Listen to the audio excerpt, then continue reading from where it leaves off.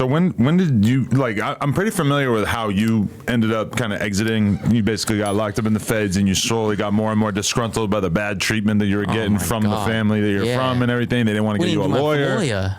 Right. My own cousin wore a wire on me. My cousin's husband wore a wire on me. Right. Multiple people cooperated against me. I'm facing an asshole full time. I got a state, Florida, and federal conspiracy. They had to roll in my evidence. They had to roll it in.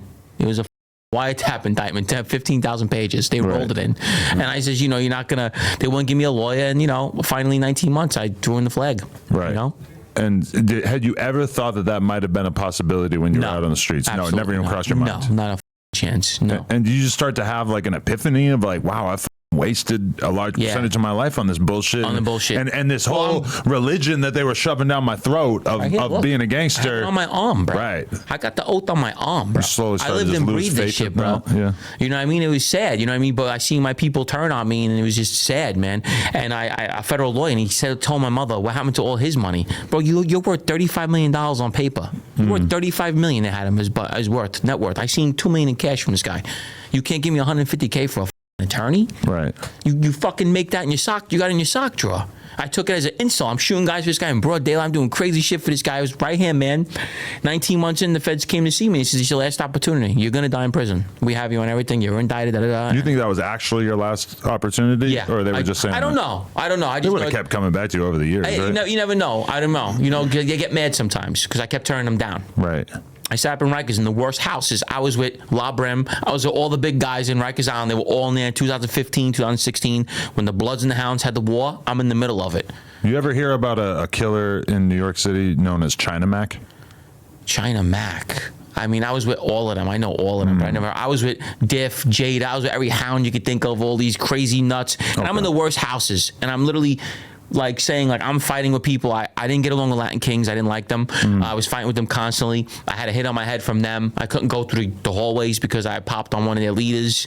So, I was just living a crazy life. And then my mother kept saying, what are you going to do? You're going to die in prison? These guys won't even help you. Right. So wait, what are the specifics of what you had to do? You had to just basically tell them everything, and then you get out and you're good? No, don't work like that. No, okay. You cop out to your, let me tell you how the government works. You cop out to your top charges. Okay. So the worst things you did in your life. And then you go in front of a federal judge after the case is over, and it's up to him. There's no promises. You cop out to 30 to life, 100 to life, life plus life, and then with the 5K letter, the judge could do whatever he wants. He has the right to give you a day, 100 years, 3 years. It's all in the judge's hands. So this is just a crazy gamble from your perspective. Yes, it is. But remember, me and him are part of like super high profile cases. Yeah, they don't offer that to everybody. Listen, I'll be honest with you. They seized like 3 million. I had one of the biggest organized crime cases of my time. My boss's house was worth $3.2 million. They took it. Like, you're talking like mega money, super high profile on the paper every day. Stuff they're dying to solve. Vinny Asaro just beat the Latanza case. It was the biggest upset in the Eastern District history of a courthouse. He had the more media attention than any mob case ever in the history. He charged the Latanza heist and the murders. He beat it. Found not guilty on all charges. So this is my case. Right. So it's like, you go in front of the judge and you kind of know you're good. But I still did 63 months on that. They still want the time out of me because I had so much violence. Right. You know what I mean? And so much. What's your game plan once you come home? That was the great thing. You see, I didn't have one. And what happened was that we're so glamorized. I wrote a book. Right. And the book became a fucking bestseller. Right. And everyone's like, yo, books don't sell no more. I sat down with Teddy DiVittorio, who we were both with. Teddy was a hitman. The Chicken Man. He was he blew up the Chicken Man, Philly Tester in Philadelphia. He's a known hitman for the Philly. And he wrote the book with me.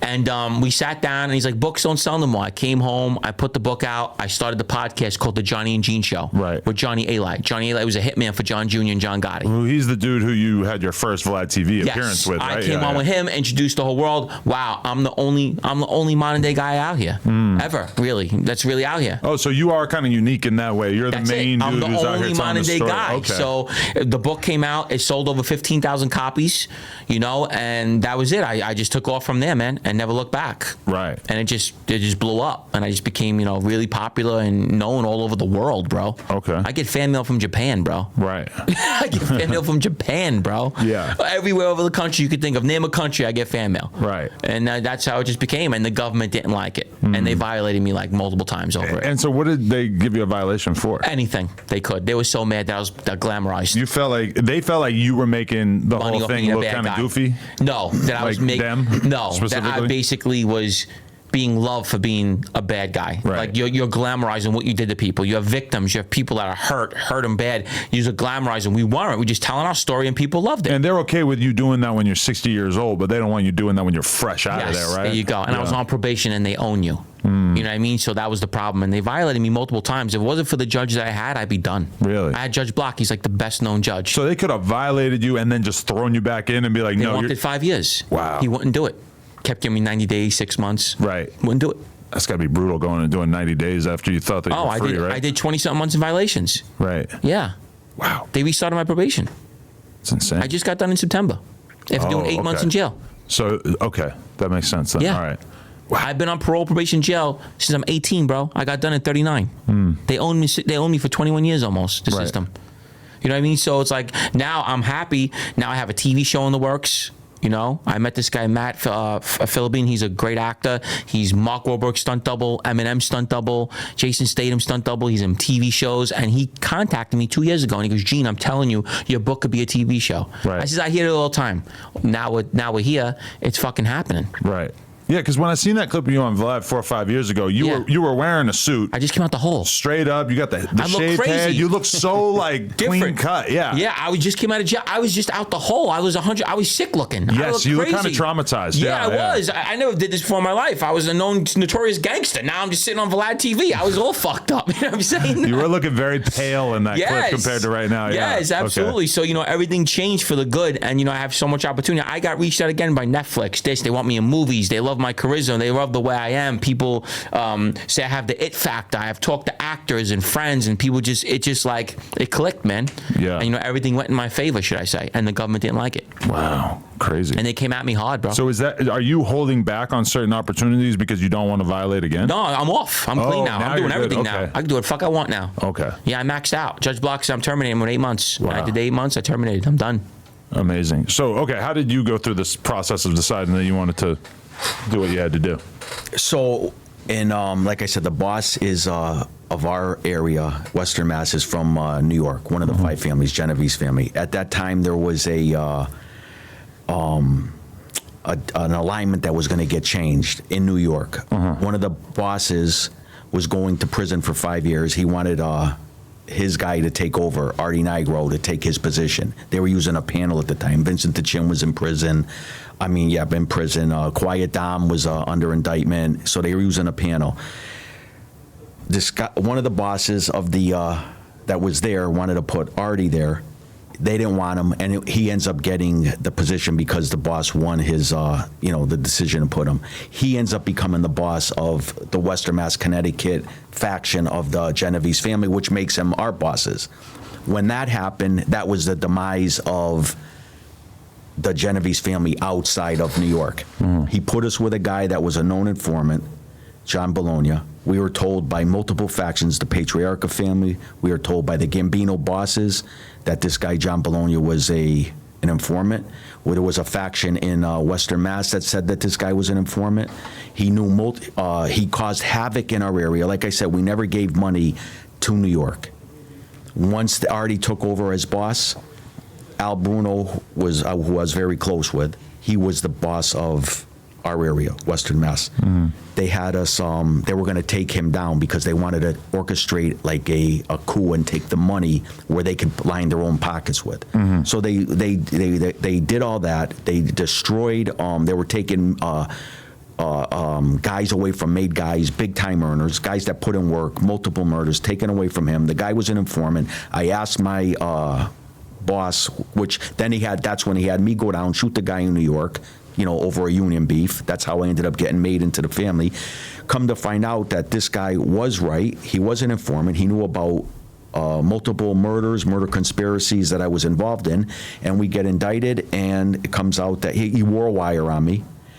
And then while I'm in prison I'm facing a death penalty case. I get the best lawyer. I had the best lawyer in my area, but I get the best lawyer one of the best lawyers, criminal defense attorneys, John Mitchell. He represented Gotti and all the big time guys. He comes up to see me. Now, the modern day mafia, bosses end up cooperating today. It's Oh my God. it's not a All of them. unbelievable thing where that happens. And they do it in a way. It came out that Carmen Persico, front page of the newspaper, that he was an informant all this time. They're not going to put. Now, I don't believe he was an informant, but I believe he knew that Scarpa was an informant, because that's what they do. They put somebody else up to be the informant. That's what, guys in my area do. That's what bosses do, and that's the game that they play today. So I'm in prison. I'm second on the indictment, and John Mitchell says New York is worried sick. He says Artie's not in the prison system. He was doing 5 years, and he wasn't in the system, the BOP locator. They couldn't find him. Now, it was enough time for him to come up and visit me and tell me. They said, well, if they're worried sick, what should I be? I'm second on the indictment. I face a death penalty case. And it was a hard decision, but at the end, I had little kids, 5 years, 6 years old, and this guy's gonna put me in jail because he put me with this guy. Wouldn't let me kill him when I asked to kill him. I said, send the guy up, you'll never see him again. And wouldn't allow that to happen. And so that's how everything unfolded. Right. So, I guess there's like two ways to look at it. Like, do you feel like by telling that you guys did some bitch ass shit, or do you feel like the game itself became a bitch ass game that you didn't really respect or want to honor anymore? Let me just I like tell you that this question. real quick. Yeah, I'll go. just tell you this real quick. Listen, I think it takes more balls, and it's more of a bitch ass shit if you throw away your family, your little kids, right? Because they can call you a 3-letter word, right? But you threw all your family away, your kids. You don't think your kids want you home with them? They don't know nothing about the life you lived. If you could have made a decision and been home with them, I think that's what the ballsy moves is, especially if you do what we did and come right back to our area. What's more ballsy than that? You got the army. You guys are the gangsters. You guys are the killers. Come do what you're supposed to do. So you guys both moved back to the exact living in area? my house that I grew up in. Adam, I'm like that, Adam. I'm not trying to put on a show for nobody. I'm like that. Everyone knows that. You shoot me in my legs, you're fucked. And if I'm it was never us, going to if you stop. ask us if it was back in the day and Yeah, it I'm was killing on you. the other foot, I'm going to kill you. I'm if you come smoking back. you. That's why I told them they're I pussies. pled guilty to murder and informants. Yeah. Right? So they have their chance. So that, and to me, if you're saying bitch ass shit, then come kill us. Right. That's more ballsy. Come get me. You can call me a name all you want. The fake trolls that watch this and do the hateful things would fake out, fake things and everything. That's what they do. Right. But do your gangster stuff and come do it then. Well, Adam, think about this. I just signed on to a movie called Pony. I'm in a fucking I'm in a real movie, Hollywood film. I'm Right. in a real movie. Like, I never thought I'd be here. Yeah. From all of this to this, you know what I'm saying? Especially when they line up rats against us. Like I had 5 made guys. Ray Ruggiero, made guy in the Genovese family. Felix Tringhese, made guy in the Genovese family. John Bologna, Frankie Roach, a shooter. You had 4 guys that put you with a direct murder. They lined them up on you. And then Artie's not in the system, maybe orchestrating what this guy was up to. And then you're going to get led to the slaughterhouse to throw your life away. I'd rather roll the dice and say, come shoot me. Right. And roll the dice and come out like that way. No, And now, by the way, we don't know if we're coming out. And You don't see, forget, I can shoot back too. Adam, and his thing, you don't know if you're coming out. Like, I'm not understanding. You get an agreement, but you don't know. I've seen guys that cooperate still got 20 years. Really? Wow. You still get you don't know what you're going to get. You're still killing people and doing horrible crimes. The judge can say, I'm not letting this guy back out. I'm giving him time. Right. You don't have to get time served. You know what I'm saying? It's up to the fucking judge. Prosecutor can't do shit. It's out of their hands. It's up to a federal judge. They have all the say. Right. So there's no guarantee you're getting out that day. Right. You know what I mean? It's up to that judge. If he says, no, I want him to do more time, you do more time. That's Right. it. So, A lot of guys fuck up too, and they get their ripped up. And like the guy I'm telling you about that was put with me and was an informant, he didn't tell him about another murder that we did.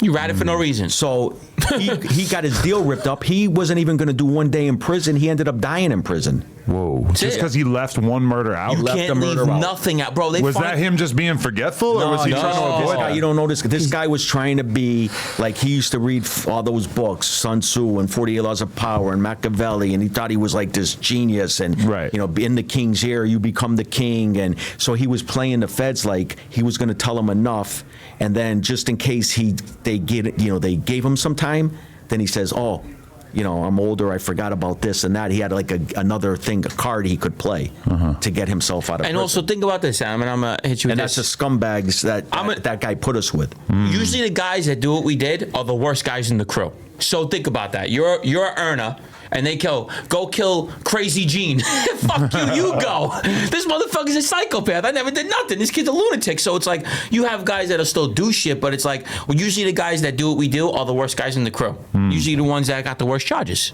The murders, the shootings, the crazy shit, hitting people with hatchets. I can tell you shit that'll make your head fall off your shoulders. Going to people's businesses, hitting them with fucking tire irons, all kind of crazy shit that I was doing. They weren't doing it. They were sending me. So what, you think I'm just going to let you fucking walk up to me and abuse me? Guys don't say shit to me. Right. You know what I'm saying? Yeah, I'm not no regular dude, motherfucker. What do you think? Because I cooperate, abracadabra, good guy? You're not gonna just abuse me. You know what I'm saying? Like, I'll be nice. Come up to me. You aren't a fucking street guy. Get the fuck out of my face. Right. You know, I still get into fistfights all the time in Tampa over regular shit. Okay. I'm still rowdy. I'm still who I am. But So now you live in Tampa, though? I live in Tampa. Okay. I was in New York. I was in my old neighborhood for 2 years. But you ever run into anybody in Florida who gives a fuck about what you had going on up No, there? they love Nobody me. They gives take a pictures fuck. with me. Right. They hug me. They love me. They think everything's so cool and all this stuff. But it's like they glorify us. Right. And the mob is so dead and everyone's a rat. We got guys ratting over fucking 3 years. I was trying to cop out to 20 years, Adam. They wouldn't give it to me. I said, I'll take 20 right now. You're not getting 20. Right. I would have took 20. Well, it's kind of this is kind of reminiscent of when 6ix9ine got out. Everybody thought that the Bloods were going to kill him right away. He's hanging out with gang members again. They love him. Yeah. Come on, bro. Shit's over. I'm telling you, it's all about They money asked now. the guy that's doing the podcast, what's his name, the boss, the Philly guy, Joey Molino. They asked him, now he was a boss. Straight up boss of the family. And he's doing podcasts now. What's that tell you about what the Mafia is today? It's dead. He's a boss, and he couldn't make it as a mobster no more, and now he's in the podcast business, Right. which is good. But that goes to show you. They asked him, what percentage do you think are informants? So this is coming from a supposedly active mafia guy. He said 90, I think it was 98% he said? You have guys that are on probation. informants. Hey, listen, you could be a This is made coming guy. from a guy that's Wait. like an active guy Wait. that's supposedly Listen, mob You boss. come home, right? You did 8 years. You got no money. You're not making money. The FBI go, you want to be an informant? We won't even let you know. We'll give you $1,000 a week. Just tell us what's going on. Right. Straight up. You got so many of those that's going on right now in organized crime because there's nothing going on. You're not paying with your life no more. There's no consequence. They don't give a fuck. But do you think that the feds or the government in general has the mafia under control enough at this point that they're basically happy with it? They have it to the Absolutely. point where there's still stuff going on, but they Yes. feel like they can kind of step Yes. in and stop There's major no more shit murders. from happening. We had 65 murders in 3 weeks And one the time. bosses ain't having nothing to do with nobody. The Genovese family bosses, you ain't getting near them. Can't even talk to They're them. like worth They're 50 scared. million, 100 million. Danny, one boss was, they have the Barney. concrete business, but Danny had, his bill was 25 million. He was out in an hour. Like posted a $25 about million that. bill. They own and control everything, the construction. Those guys ain't going near nobody, the top bosses. So, and then they're, you know what it's going to become more like? It's going to become more like a secret society club, like say the Masons, or like Right. Something like It's this, over. where they'll punish you instead of killing you. Your punishment will be you're banned from us. You're banned from all of our Right. network of money making schemes, and that's your punishment. Nobody can. Well, tell them. They you took won't away have- murder. There's no more murder. They said no more murders. The families the themselves families said have themselves laid no that more down. murders. Right, because it's just It not creates worth rats it. Right. for any organization. Who the fuck's ratting over 5 years? You're a jerk off if you're ratting over 5 Yeah, years. 5 30 years, years, 10 50 years. years. I know notorious murderers. I bunked with a guy who killed 8 people. He's a serial killer. He cooperated. You don't know what someone's going to do when they're facing life. If you cooperate over 5 years, you never belonged in the fucking street. It took me a life sentence and 100 people to tell me to even think about it. Right. If you gave me 20 years, you don't meet me today. I'd be my head in the closet spinning. I would have been happy with that. Coming home at fucking 46 years old. Right. You know what I mean? Life, you don't know what anyone's going to do. You know what I mean? Yeah, you don't. You can't. Insane. Crazy.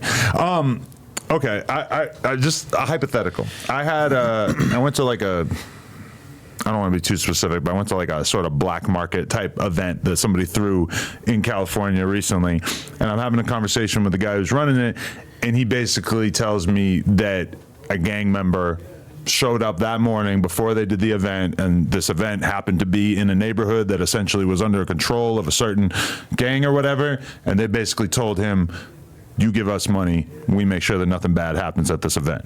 Oh, okay. And Like the cartels obviously are doing. Bingo. And Yeah, so obviously this is nothing to you guys, but from his perspective, and I don't know exactly how much money it was or whatever, But this is like a tricky inflection point in your life as a person Right. doing business, right? Because if you say no, I mean, it doesn't Ready seem, for this, Donna? maybe the event is over. But if you say yeah, No. then in theory they could follow you throughout the rest of your career and Right. keep asking Wait. you for money. I want all your fans to listen to me. Ask me who the biggest pussies are in jail. Who are the biggest pussies? Cartel. Why you said that? They're the biggest pussies in prison. They don't fight. They're scared to death. They get extorted. They get abused. They get their cell phones taken. They're punks in prison. They're only. Why? I don't know. They're the biggest pussies in prison. They're the biggest pussies in prison. Jeez. Think about that. I know that they get robbed for their cell phones, get them sold back to them 3 times.